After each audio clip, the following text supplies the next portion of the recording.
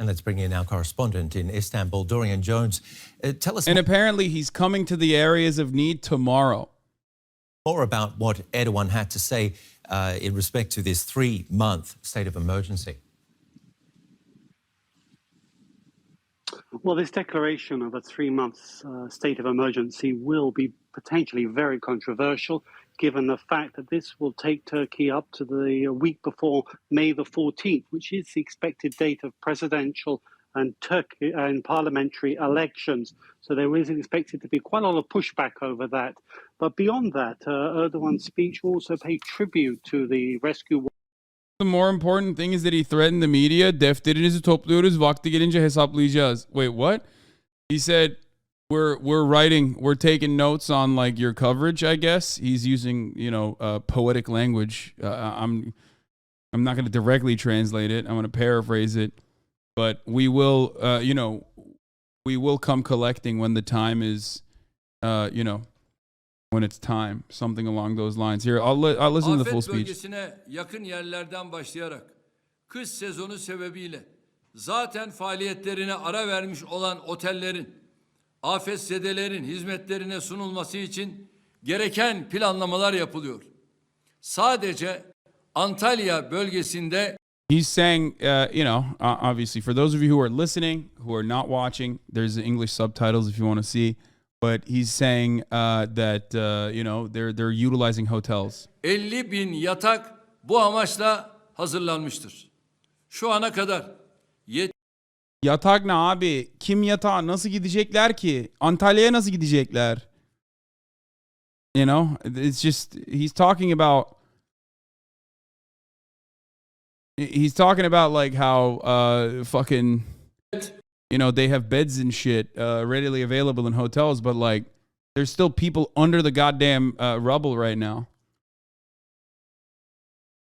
That's like that's good. It's not a bad thing, but the primary need at this moment is like equipment and blankets and food to be sent into that area. Ve 14 uluslararası kuruluştan yardım teklifi aldık. Bizi telefonla arayan 18 devlet ve hükümet başkanıyla görüştük. Ülkemiz He's saying like, people have offered support internationally. He wants to thank him. Ve yardım teklifini iletmek üzere bizleri arayan, mesaj gönderen, açıklama yapan tüm dostlarımıza, tüm devlet ve hükümet başkanlarına teşekkür ediyorum. Fevkalade tedbirler almamızı zorunlu hale getirmektedir. Depremin yaşandığı 10 ilimizi genel hayata etkili afet bölgesi olarak ilan ediyoruz. Yeah, the declaration came that it's a disaster zone for the 10 areas impacted. Arama kurtarma faaliyetlerinin ve sonrasındaki çalışmaların süratle yürütülebilmesini temin için anayasanın 119. maddesinin bize verdiği yetkiye dayanarak olağanüstü hal ilan etme kararı aldık. Deprem yaşanan 10 ilimizi kapsayacak ve 3 ay sürecek bu kararla ilgili Cumhurbaşkanlığı ve meclis süreçlerini hızla tamamlayacağız. Wait, where's the defter part? Wait, did I miss it? Deprem yaşanan 10 ilimizi kapsayacak ve 3 ay sürecek bu kararla ilgili Cumhurbaşkanlığı ve meclis süreçlerini hızla tamamlayacağız. Oh, dude, he's saying the recovery efforts will take 3 months, which of course subsequently is like, when the election is too. But I guess they cut that. Devlet ve millet el ele vermiş. He's saying the government and the people are hand in hand together. Bu tarihi felaketin üstesinden gelmeye çalışırken while we are trying to overcome this historic atrocity, this historic calamity. Yalan haberler ve there's fake news out there. Çarpıtmalarla insanımızı birbirine düşürme and fabrications that work to pit our humans, our citizens against one another. Niyetlenenleri yakından takip ediyoruz. Where we are following closely those in the fake news that are trying to create divisive rhetoric by lying. Gün onlarla tartışma günü değildir. He says today is not the day to argue with them. Günü geldiğinde şu But when the day comes, anda tuttuğumuz defteri de açacağız. we're taking notes, and when the time comes, we'll open that notebook full of our notes of who is doing divisive rhetoric. Savcılarımız bu tür insanlık dışı Our judges, yöntemlerle sosyal kaos çıkarmaya tevessül edenleri our judges will work to I guess cover those who are using divisive rhetoric in this time of need. belirleyip gereken işlemleri süratle yapıyor. Yeah, they will work speedily to deal with those who have. His judges are working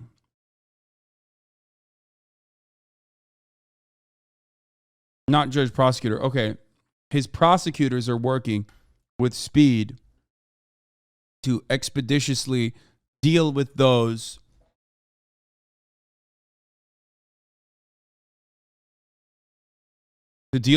who have who have done fake news. Okay. What is this? They are trying to reach you about the recovery aid process. What's up? Anda. Yani as soon as the money clears, they will send it. It's not like there is no waiting period. They're not holding on to it or anything like that. Or at least that's what they communicated to my management. Okay? All right, let's continue. Workers and the efforts they're making. And he spent a lot of time highlighting how this crisis is so different from previous natural disasters Turkey's faced. He pointed out the fact that these two consecutive powerful earthquakes has never happened before.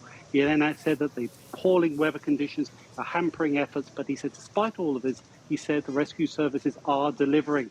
Now this comes as there is growing pushback and criticism over... How would they reduce the deaths? Bro, what do you mean? What the fuck? We talked about it already. Building code, regulation, making it earthquake proof, actually making it earthquake proof, and not fucking claiming that you made the building earthquake proof while you're not making it earthquake proof. One thing that one of the dudes mentioned that I totally forgot about, and it reminded me when he mentioned it, is like, one thing that they do all the time is they build Migros, which is like a Ralph's, okay? Like a Kroger's, a Ralph's, or a Publix, underneath these big building complexes. And in order to do that, they literally will gut out key columns, okay? They will gut out columns from underneath the residential building, which sometimes ends up collapsing in and of itself, even if there is no earthquake, okay? That's a way they do this as a way to make more money, so they can like sell that space out for rent. You know what I mean? Do a little commercial real estate on top of it, and that is a profit-seeking way that you can very easily destroy the earthquake-proofness of a building.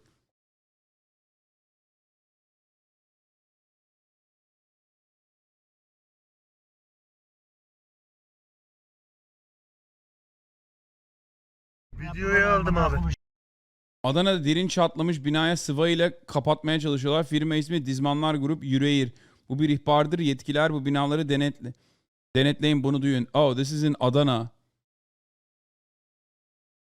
In Adana. Yeşilçam filmi mi çekiyorsun? Çeksene şunu. Ya ne bileyim. This building has like genuine damage.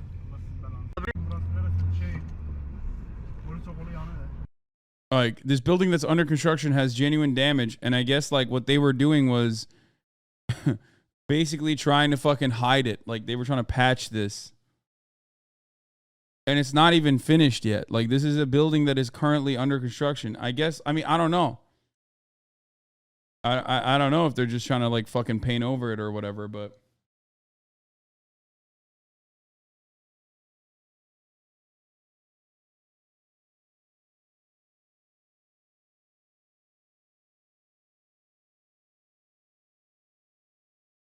İktidar muhaliflerin gönderdiği yardımlardaki tırların flamalarını değiştirip kendi logolarını koyuyormuş.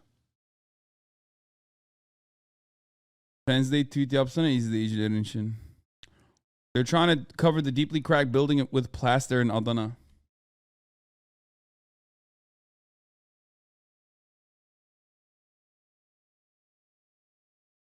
You know, it's crazy to think about it, but some things never change, you know? Developers, landlords, all around the world trying to cover over serious issues by just fucking painting it.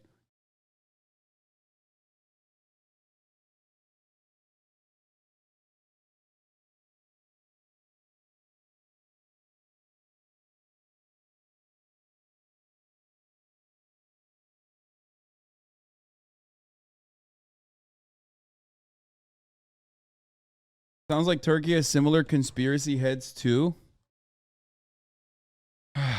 I mean, yeah, these problems are global. They're universal issues, Over the rate, and the over solutions reaction are of the universally emergency awful services, as with growing well. criticism that they are not getting to many of the most desperately needed areas. And Erdogan also delivered a threat as well, saying that prosecutors are noting these growing criticisms from what he called unscrupulous people, and he said that they will be brought and held to account in the future. He did point out that 8,000 people have been saved from the rubble, but there are many more still awaiting help. What's the government doing about those people? Well, it is a massive task that they are facing. We're talking about 10 of Turkey's major cities, a population around 13 million. All of them have been very badly affected by these double quakes.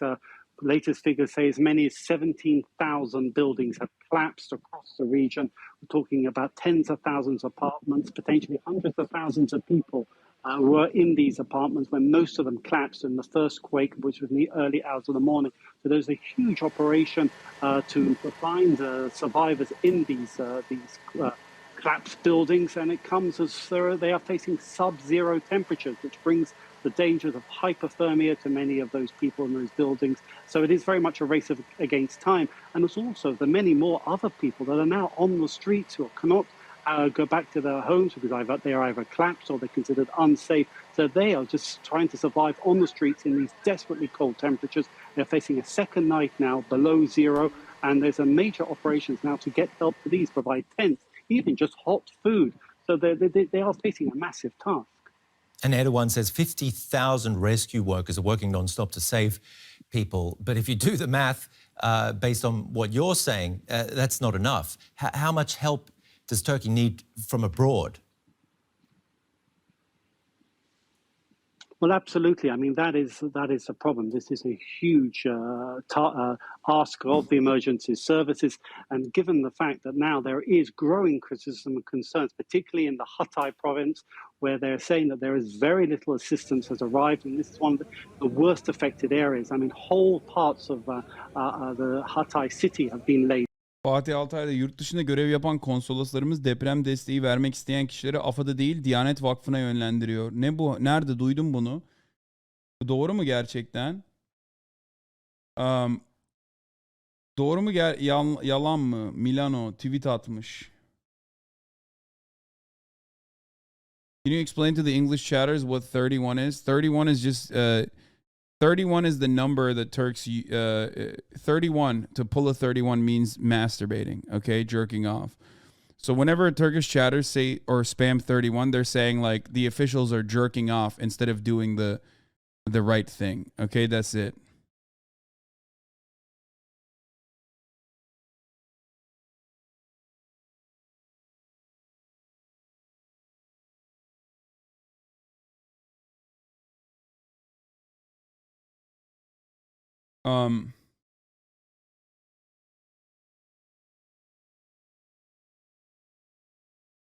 Now it's a global meme, yeah. 31 severim, 31 çekerim.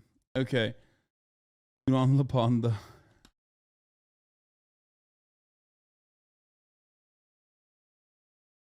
I don't know how valid this is. I don't know how real this is. Bu bir rezalettir. Milano Başkonsolosluğumuz İtalyan dostlarımızın deprem yardımları için AFAD'a değil Diyanet Vakfı'na adres gösteriyor. Gönderin, gösterin.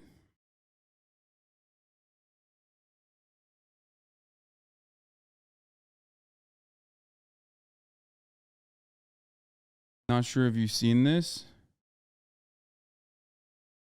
This guy, Turkey earthquake WhatsApp durum victim. anne. Bu gören herkes lütfen gelsin yardıma. Şu an herkes lütfen yardıma gelsin. A university student led rescuers to his location after his family's apartment collapsed in Turkey's deadly earthquake.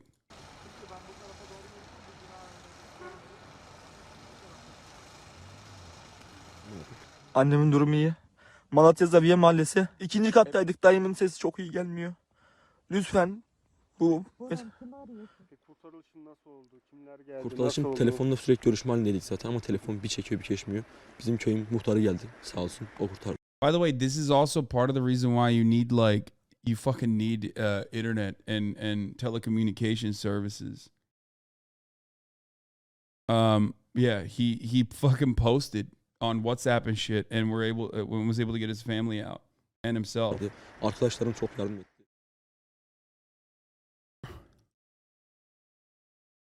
They just keep talking about what brand I should be using to teach Americans to educate them, and they're just failing to understand that in order for Americans to understand, like, Walmart is way larger. Waste. Anyway. And we're just saying that the emergency services are simply overwhelmed. And there is criticism of the fact that the Turkish army hasn't been deployed in large enough numbers. They do appear to be now mobilizing, but the fact is there's criticism from the opposition that they haven't been deployed. These are the best boys, dude. A cat would never, by the way. I'm just pointing that out. I know a lot of people always fucking talk shit about dogs in here because we have unfortunately, two pro-cat community. That's right. I'll fucking say it. And yeah, guess what, dude? You want to fucking put cats in that situation? Who are they going to save? You send a fucking cat out there to an area of crisis, okay, to an area of need. Who are they going to save? Nobody. They're going to kill a bunch of fucking birds. That's what they're going to do. Okay? The only thing they'll do is kill a bunch of fucking birds. Meanwhile, dogs are actually aiding in the recovery efforts because they're goated. They're better.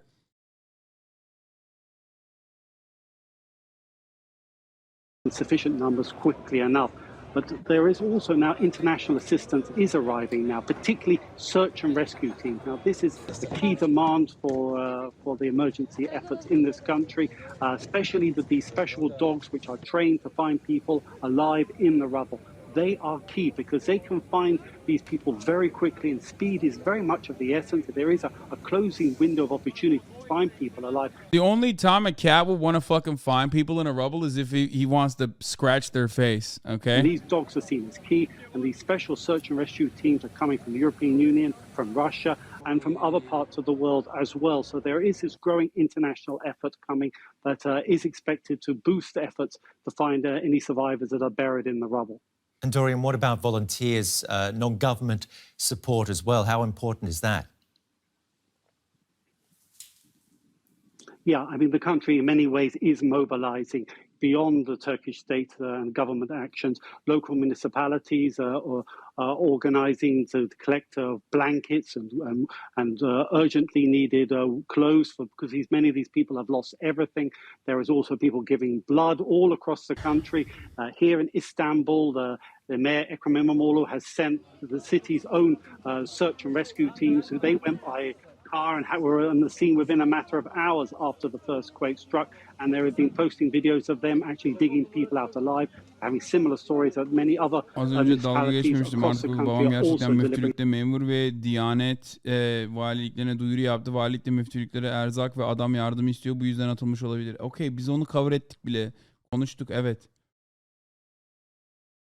So in many ways, the country as a whole is coming together. They are mobilizing to get to these people because there is an awareness. It's in many ways is a once-in-a-century disaster facing this country. Well, as I mentioned, the disasters also hit parts of northern Syria, which were already devastated by a decade of brutal civil war. Areas near the Turkish border saw bitter fighting during Syria's armed conflict. The World Health Organization says the movement of aid to these areas is most likely being obstructed, and yet some lives there are still being saved. Beneath the rubble in Afrin, someone is trapped. Carefully, painstakingly, but urgently, this rescuer works to free them. Very faintly, a child's cries can be heard. And then her face is revealed. It's crazy, man. Finally, Holy fuck. the little girl is freed. Another child rescue by the white helmets. This boy had been trapped under rubble in Idlib for more than 20 hours. Some hope emerging from beneath a sea of devastation in a country already dealing with years of civil war. The death toll from the earthquake mounting. But despite difficult conditions, the rescuers work on. Help pouring in from across the world. These are Algerian rescue crews arriving at Aleppo airport. And in Latakia, Russian military personnel join the rescue effort. Everyone who's able trying to help, all knowing that every minute counts. Şaka maka Amerikan ve Batı devletlerinden çok para aldıkları için bu White Helmet'lar neredeyse Türklerden daha iyi şey yapıyorlar yani. Türklerin kendi devletinin kendine edeceği yardımdan daha fazla yardım veriyor White Helmet Suriye'de. Savaşın ortasında amına koyayım. And to explain the even more dire and complicated Biliyorum oğlum Türkiye olmadığını. situation across the border in Syria is our reporter Gazia Orhanis, who's from Syria. Gazia, how are people you know coping a day into this disaster now? Friends and relatives had a terrible evening. I'm gonna heat up my and chicken many real couldn't quick. sleep overnight. I gotta They were eat. staying in cars out in the cold, and they started their mornings by going back to their apartments. For a family I know who lost two of its members, they just today broke the news to the surviving family members about what had happened. So many What are they returning to? well, their building is gone, right? There's just a lot for people to reconcile with, to come into terms with, and this is what is happening right now. People are organizing funerals, and aid workers are still working nonstop, many of them, and they're exhausted, but everyone's doing what they can to Well, let's talk about the aid workers, because the UN has pointed out that the disaster is disrupting the one and only land crossing, the border crossing from Turkey into Syria that's used for aid. Can you clarify the situation to a certain extent? The land crossing between Turkey and Syria was really a lifeline for a lot of the rebel-held areas in the north. And the UN doesn't say the extent of the disruption. They say this is an issue with understaffing, and depending on the extent, it could be really catastrophic. I mean, every time there's been talks of this border crossing closing, all humanitarian agencies warned that it could lead to a humanitarian catastrophe, and this was before the earthquake. Before this disaster. So imagine what could happen now. So it's also a case of staff at this border crossing out searching for their own family and friends, you know, not being able to staff the crossing. But there are also the political differences here in rebel-held areas and the support from abroad, communication lines. They're a very complicated situation. Just explain what's happening. Yeah, you could really see the political divide when it comes to aid and the way rescue operations are being carried out in Syria right now. When it comes to rebel-held areas, this border crossing was the main point of entry for supplies, for heavy machinery, and now there's a problem with that, but money is still coming through, and organizations do have the money, but whether this will translate into them being able to help on the ground is a completely different question. And it has to happen quickly. Yes, but when it comes to government areas, there's also the logistical problems because there's sanctions, there's banking controls, there's a lot of questions to be answered there.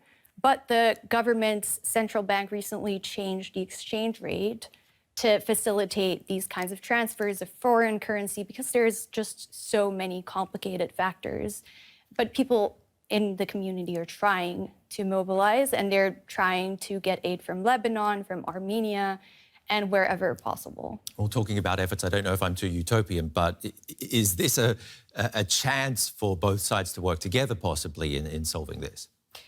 Everybody in Syria is grieving the losses on both sides, regardless of the political affiliations. But when it comes to working together, I think that's not what we're seeing on the ground. You see Iran and you see Russia helping government areas, as well as Algeria and some other Arab countries. But you can already see the divide in who's helping where, right? Where the aid is coming from and who's working with who. These differences still stand, and the mistrust still runs very deep. Well, Jennifer Higgins is Syria Policy Coordinator at the International Rescue Committee in Amman and joins us now. Jennifer, this is a race against time, as we've heard. What's needed in the coming hours, in your opinion? Thank you for having me. Yes, today is now the second day that we're really dealing with this devastating earthquake, and we're still to now gauging and understanding the real impact that this has had, not only in The fuck happening in the southern background? Turkey, but also in northwest Syria. And I think as the death toll continues to rise, and as we start to be able to respond to some of those more rural areas, we will really see a dramatic increase, I think, in the needs and the impact on the ground. You know, this area of Syria, as you were mentioning just now, was already before this very incredibly hard to access, and it was largely reliant on humanitarian assistance. So I think all of this is coming also in the wake of a very devastating snowstorm, which has caused freezing temperatures, and it's making the ability to respond effectively to those in need very, very, very difficult. Tell us more about how your organisation is making a difference. What are the access issues for you? Yeah, for us, you know, and I think for a lot of organizations in the area, this response is still really in its infancy, and the need for the humanitarian aid is really stark. I mean, roads, infrastructure, bridges, etc. have been damaged, and I think all of that will prove even more challenging in order to get the supplies that we need for those, and even basic supplies, you know, for those that have now survived. And it's winter, so clothes, food, heating. The IRC's response to the earthquake will be both in Turkey and also in Syria, and we are focusing on the provision of assistance items such as cash, basic household kits, dignity kits for women and girls, also providing emergency shelters. And in the IRC, we also have a very strategic focus on working directly with our partners, because they are the ones that are on the ground first, and they are the ones that really know the need first. So those are the ones that we are really prioritizing, trying to support in providing this immediate response. Do you have any idea for us how many shelters are needed for the so many people left homeless or even forced to stay out in the open because they can't go back in because of aftershocks or the danger of buildings collapsing? Yeah, of course. I mean, this is an area that is already filled with high numbers of refugees and internal displacement camps. There was already incredibly great need for these people living in makeshift shelters, and we had been warning even before now that a harsh winter coming would be incredibly detrimental for the people living there. And now with the onset, At least now, I mean, the government is now working, it seems, where they're like actually now sending in people. It's you know what I mean? They're now sending, after 48 fucking hours, they're finally sending help. You know?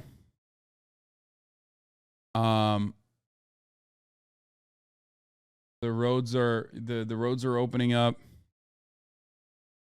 Will the money go to Syria as well? Yes. The money goes, one of the 4 charities that we're raising funds for is Care Syria.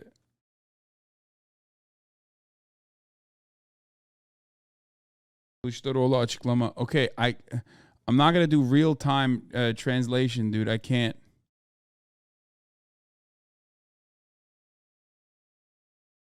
On Twitter. Hala Mr. Beast lazım diyorlar. Kafayı yiyeceğim ha. Yemin ediyorum. İnşallah eder yardım. Okay?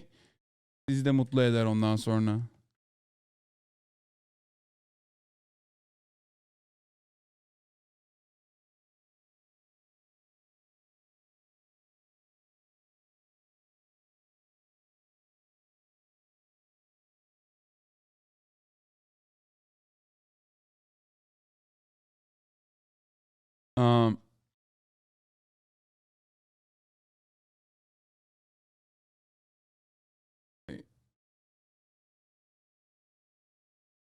Is this Twitch recaps HasanAbi? I don't know.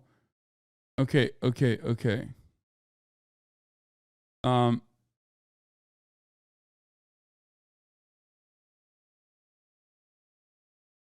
Kemal Kılıçdaroğlu said what?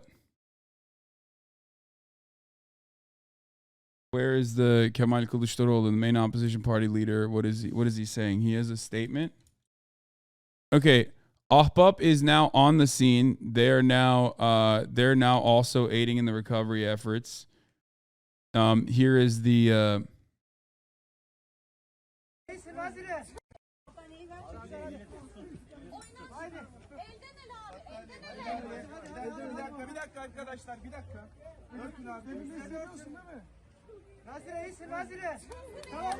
Kemal Kılıçdaroğlu bir şey dememiş. 15 dakika sonra açıklama yapacağım diyor Yüce. Diyor hala siz kafayı yiyorsunuz abi.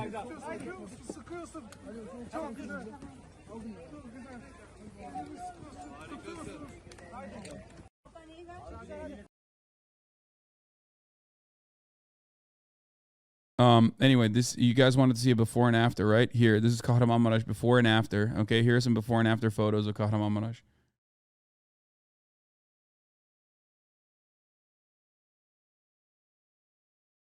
There you go.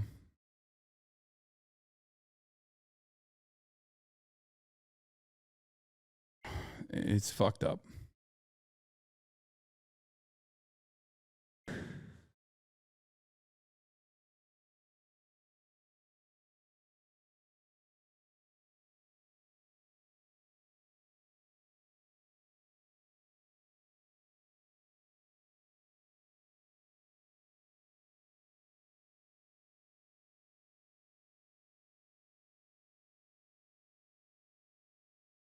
I don't even know how you like once the recovery efforts are finalized, how the fuck do you rebuild? You know what I mean?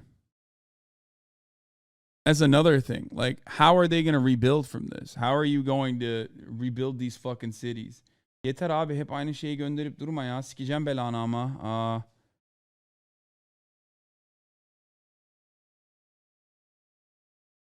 What is this? Medya içler acısı. Show TV muhabiri bir vatandaşın. Oh, this is, here's some more media self-censoring. Apartmandan müsaadenizle. Buyurun efendim. Geçmiş olsun. Sizi bağışladı Allah. Ben enkazdan çıktım ama annem, babam ve kardeşim enkazın içinde.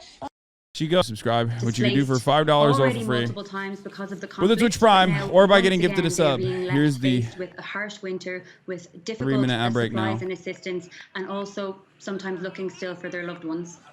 How well equipped would you say are hospitals and search and rescue teams, the entire recovery effort? Yeah, I think it's still, as I said before, so hard to gauge. But you know, as we've seen. Abi kapat yayını ya. Valla Orta Doğu ülkesi olduğumuzu millete yayıyorsun, sonra Amerika'ya, Avrupa'ya vize alamıyoruz. Alsak bile dışlanıyoruz. Oğlum ben bunu söylediğim için mi sence? Thank you Aisha Esquire for the 5 gift subs. Ben bunu söylediğim için mi sence Amerikalılar senin Orta Doğulu olduğunu zannediyorlar? Oğlum sen bu Amerika'ya bir gel, bir gör bakayım nasıl konuşuyorlar Müslümanlarla ilgili. İstediğin kadar sen ben ateistim de, ben Erdoğancı değilim de.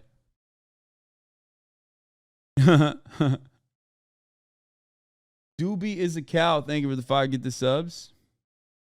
Ads during something like this is shameless. Yeah, bro, I know. You definitely care about the sanctity. Yeah, I got it. Yeah. Like, what do you want me to do? I have a contract, you know?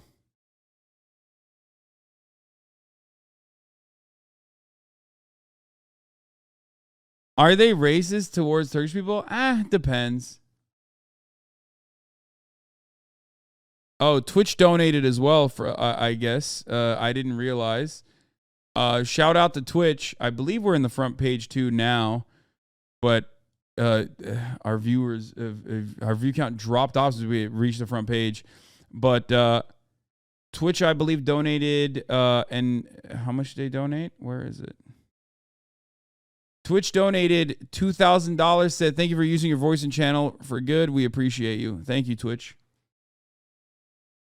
for the 2K dono. Ethan sent 10K. Yeah.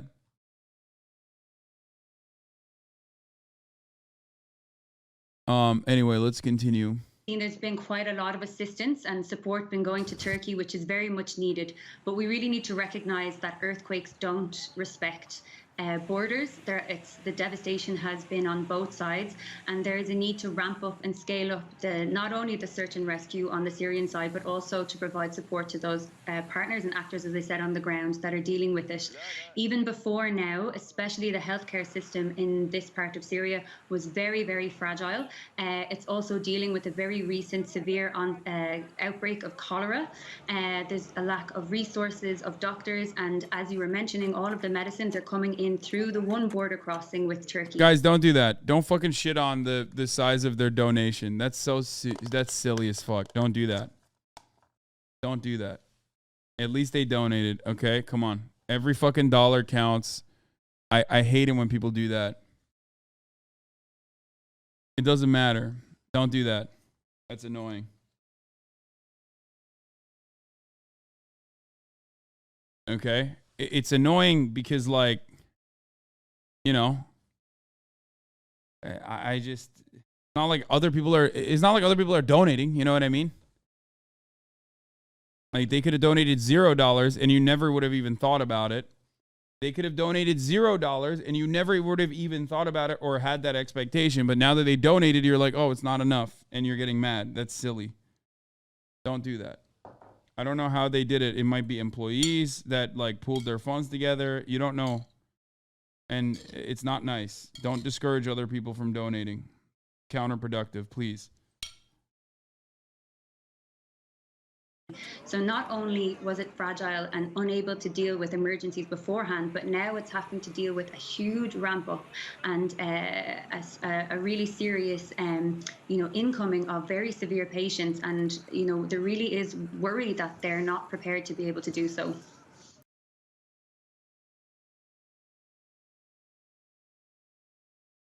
Officials say that more than 100 aftershocks have rocked the